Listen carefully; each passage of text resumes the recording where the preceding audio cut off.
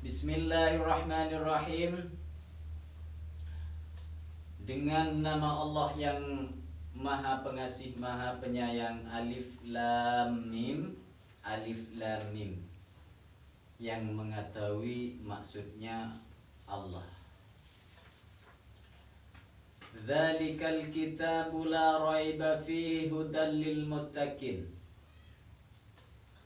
Kitab itu Al-Quran, tidak ada keraguan padanya, jadi petunjuk bagi orang-orang yang bertakwa.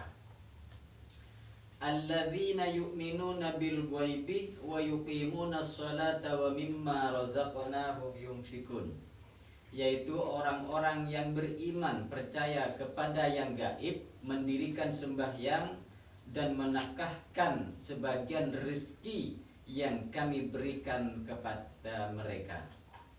Walladzina yu'minuna bima unzila ilaika wa ma unzila min qablik wa bil akhirati hum yuqinun.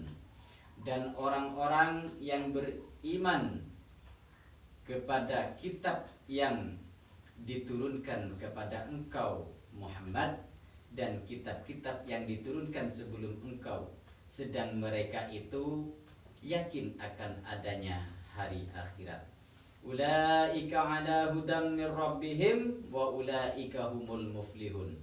Mereka itu atas petunjuk dan daripada Tuhannya, dan mereka itulah orang-orang yang menang.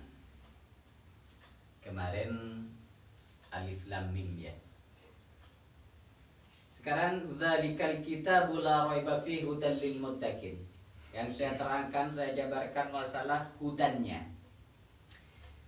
Allah menurunkan wahyunya kepada Nabi Muhammad menjadi mushaf, itu menjadi petunjuk, hudan kepada Nabi Muhammad terutama waktu itu. Karena ada warasatul anbiya yang sekarang ini titik kepada kita semuanya, bagi yang membaca Iqra Al-Quran. Jadi Al-Quran ini sebagai petunjuk kepada kita semuanya. Apa maksud dan tujuannya? Hudan lil muttaqin, sebagai petunjuk kepada orang-orang yang takut kepada Allah. Mari kita bersyukur kepada Allah Subhanahu wa ta'ala karena kita bisa mempelajari Al-Quran bersama dengan ridho, barokah, ampunan, pertolongan, petunjuk dan lindungannya. Karena apa?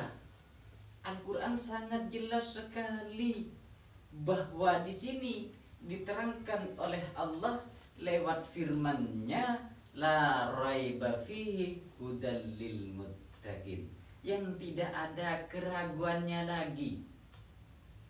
Jadi petunjuk kita semuanya itu Al-Quran. Karena semuanya pertanyaan nanti yang ditanyakan Al-Qurannya, jawabannya tetap Al-Quran. Contoh, pada bulan puasa apa yang diterangkan atau yang menjadi yang diturunkan? Maksud nuzul itu kan yang diturunkan. Pada bulan puasa nuzulul Quran, bukan nuzulul kitab tafsir dan sebagainya. Makanya Al-Quran jelas, jangan diragukan lagi. Satu, dua, apabila ada orang meninggal ditalqin, pasti yang ditanyakan apa? Wa ma imamuka? Apa jawabannya? Imami Qur'ani. Loh, kok masih ragu? Yang ditanyakan kitab adalah Al-Quran jawabannya. Kenapa kita mau lari dari Al-Quran? Bukan tidak boleh dipelajari kitab yang lain, ya dipelajari dari Sulam Sefina terus ke atas, ke atas, ke atas, sampai kembali kepada sumbernya adalah Al-Quran. Kalau tidak sesuai dengan Al-Qurannya, ya jangan dipakai, gitu saja. Banyak kadang dilarang keras untuk mempelajari Al-Quran menjadi doktrinan kepada umat Islam, seakan-akan jangan kamu tahu artinya, cukup dibaca saja. Karena jangan, Al-Quran tidak boleh ditafsir, ya jangan menafsir kita. Kalau Al-Quran apanya yang mau ditafsir? Oh sudah benar kok, Shadaqallahul Adzim. Sehingga cukup membaca saja, pahala dari mana? Kan seperti itu. Kita ini semuanya bukan orang Arab, tidak mengerti dengan bahasanya Arab. Arab sendiri tidak mengerti dengan bahasanya kok. Sehingga di sana dijuluki jahiliyah. Apa artinya dari jahiliyah? Orang bodoh. Kalau jahiliyah itu jamak banyak, berarti orang Arab itu banyak yang bodoh-bodoh. Kalau jahlun itu cuma menunjukkan satu, bodoh. Seperti itu. Sehingga yang menemukan peraturan Arab yang membenarkan dari wahyunya Nabi Muhammad sampai sekarang ini, sehingga disebarkan ke seluruh alam. Jadi kita jangan sampai tertipu dengan orang Arab.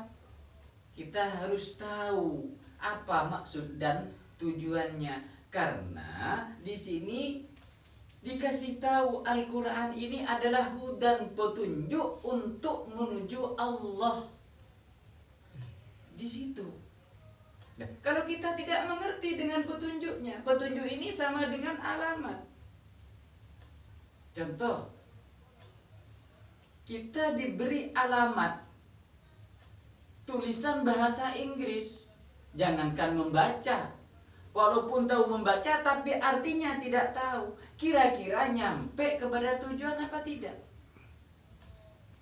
Tidak akan nyampe. Sama dengan Al-Quran. Ini sebagai petunjuk tapi tidak tahu dengan maksud dan tujuannya, nyasar. Karena Al-Quran yang saya terangkan di depan, Alhamdulillahirabbil alamin, di situ semuanya adalah didikan Allah yang mendidik seluruh alam. Maksudnya orang yang mau belajar Al-Qurannya itu kan firman Allah. Secara tidak sadar Allah langsung memberi petunjuk kepada seseorang yang mau belajar firman-firmannya. Itulah kejelasannya. Karena kita bukan orang Arab, mari kita pelajari artinya, maksud dan tujuannya itu kemana, biar kita paham. Tapi jangan ditelan mentah-mentah. Karena dalam Al-Quran itu 99,9% itu mutasyabbihah. Yang muhkamat itu tinggal satu. Contoh pada yang diharamkan oleh Allah, jelas darah, daging babi, dan anjing. Itu tidak bisa digugat, sudah mutlak, tidak bisa diganggu-gugat. Itu muhkamat, sudah jelas hukumnya bahwa itu diharamkan oleh Allah. Makanya dalam Al-Quran itu nanti ada tafsir, ada kitab ini, ada kitab ini. Itu pembahasannya semuanya nalar para ulama yang sudah menguasai Al-Qurannya. Oh seperti ini yang lebih baik, untuk menggiring semuanya. Karena apa? Tidak langsung. Kalau langsung katanya Sayyidina Ali, kalau saya menerangkan langsung dengan jelas Al-Quran ini, saya akan dipenggal. Kayaknya seperti itu. Mutasyabihat, untuk menggiring supaya menjadi rahmatan lil alamin. Nah, maksud hudan lil muttaqin, khususnya muttaqin. Nah, kalau ingin tahu apa maksud muttaqin, orang-orang yang takut kepada Allah, di bawahnya ini diterangkan oleh Allah, alladzina yu'minuna bil ghaibi wa yuqimuna sholata wa mimma razaqnahum yunfikun.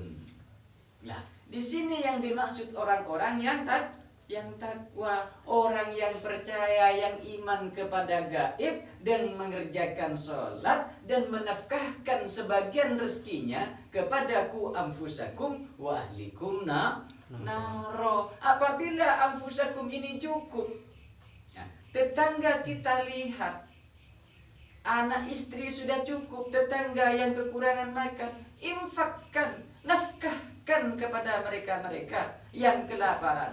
Itu sebagian orang yang takut kepada Allah. Dan dirikanlah sholatnya. Kayaknya ada maksud dan tujuannya. Ini sudah dijelaskan oleh Allah. Kalau jangan menggenggam tangan. Wah, ini kita harus berpikir. Saya ini hari ini mendapatkan rezeki yang berlimpah. Apakah ini untuk saya ya Allah? Langsung sampean sendiri komunikasi dengan ilahi. Yang dinamakan tafakkur, berpikir. Apakah ini untuk saya? Bagaimana dengan tetanggaku?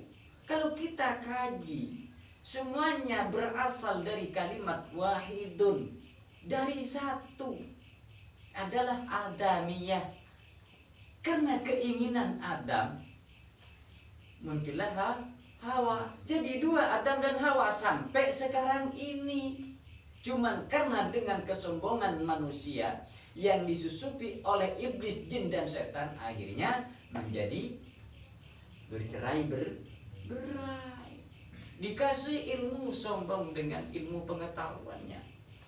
Dikasih kekayaan oleh Allah, sombong dengan kekayaannya.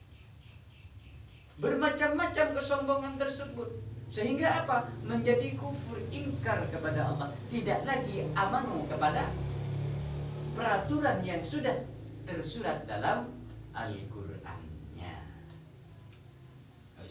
Walladzina yu'minuna bima unzila ilaika wa ma unzila min qablik wa bil akhirati hum yuqinun. Ini terusannya. Sebagian orang yang takut kepada Allah, ya diteruskan. Mereka-mereka yang iman kepada kitab Al-Quran dan kitab sebelum Al-Quran, min qablik wa bil akhirati hum yuqinun, dan mempercayai kehidupan akhirat. Karena banyak yang diselisihkan, para mungkin yang keluar penafsirannya ditafsir seperti ini, enggak, hidup ini seperti ini, tidak yakin kepada kehidupan akhirat. Seperti itu. Jadi kitab-kitab yang 4 ini yang harus kita imani, yang harus kita percayai adalah Zabur, Taurat, Injil sebelum Al-Quran. Itu semuanya adalah peraturan yang diturunkan oleh Allah lewat nabi-nabinya. Sampai sekarang adalah Al-Quran yang membawa adalah Nabi Muhammad sallallahu alaihi wasallam. Makanya tidak perlu kita itu menjelek-jelekkan organisasi yang lain. Contohnya pada Zabur dan Taurat. Karena Al-Quran ini walaupun kitabnya 4, mukjizatnya 3. Zabur dan Taurat menjadi 1, Injil 1, dan Al-Qurannya. Jadi 3 mukjizat dalam Al-Quran di sini. Jadi yang membawa Zabur, Taurat itu yang mengelola berapa nabi. Sampai kalau Injil itu cuma Nabi Isa. Terus Al-Qurannya Nabi Muhammad. Makanya di sini dijelaskan suruh mempercayai perintah Allah untuk mempercayai kitab-kitab sebelum Al-Quran diturunkan. Karena tidak langsung Al-Quran ini kepada beliau. Beliau sebelum memahami Zabur oleh Allah, ya Zabur dulu yang diturunkan kepada Nabi Muhammad lewat Jibrilnya. Setelah paham beliau menjadi perilaku Zabur, Taurat dipelajari kisah-kisahnya dengan kebenarannya. Setelah mumpuni, terus Injil, setelah Injil Al-Quran, makanya dijadikan 1. Karena semuanya dari Zabur, Taurat, Injil, Al-Quran dijadikan 1, itu menjadi akhlakul karimah. beliau Nabi Muhammad, sehingga Allah tidak membuat nabi lagi karena paling cocok menurut Allah. Makanya kita betul-betul pelajari organisasi yang lain itu juga ada nabi-nabinya, karena semua organisasi tersebut kesalahannya kemungkinan besar rebutan surga, punya surga semua. Tidak dikaji hakikat surga pada hukum yang sudah tersurat dalam Al-Quran punya Allah. Kenapa si organisasi itu merebut surga sehingga menyalahkan mata pelajaran yang lain? Contoh Hindu, Buddha, Kristen, Islam, kan seperti itu. Cuma dalam Al-Quran dijelaskan oleh Allah, Inna dina 'indallahil Islam.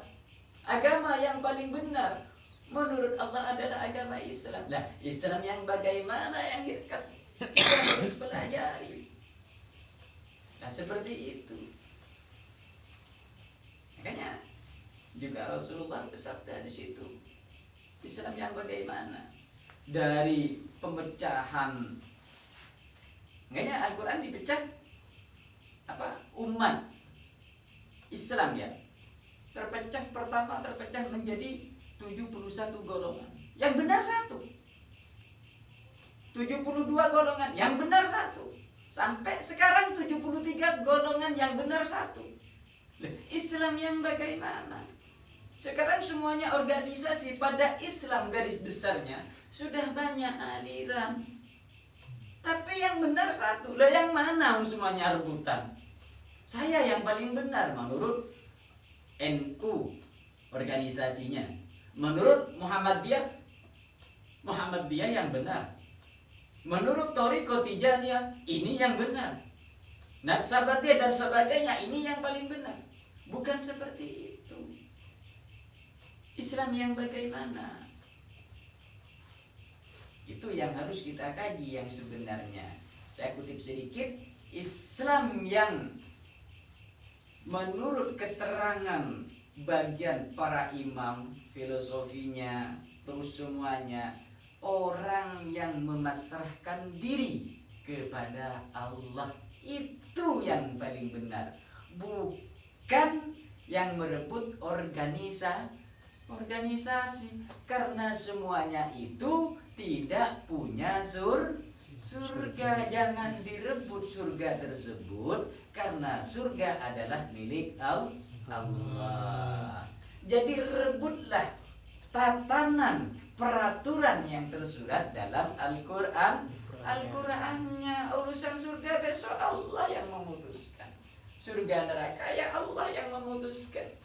Hanya banyak sekarang mata pelajaran selalu karena kita mempelajari suatu hukum yang sangat mendalam sehingga memvonis kesyirikan pada dirinya sendiri tidak terasa yang sama, bahwa dirinya adalah mengaku Tuhan tapi tidak terasa.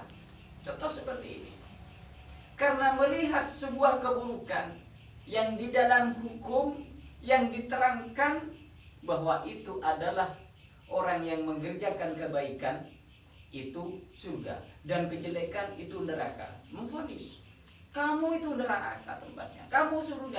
Yang punya surga itu siapa? Yang punya neraka itu siapa? Tidak terasa kesyirikan pada dirinya, mengaku Tuhan yang mempunyai surga dan neraka. Yang sebenarnya bagaimana? Bukan seperti itu.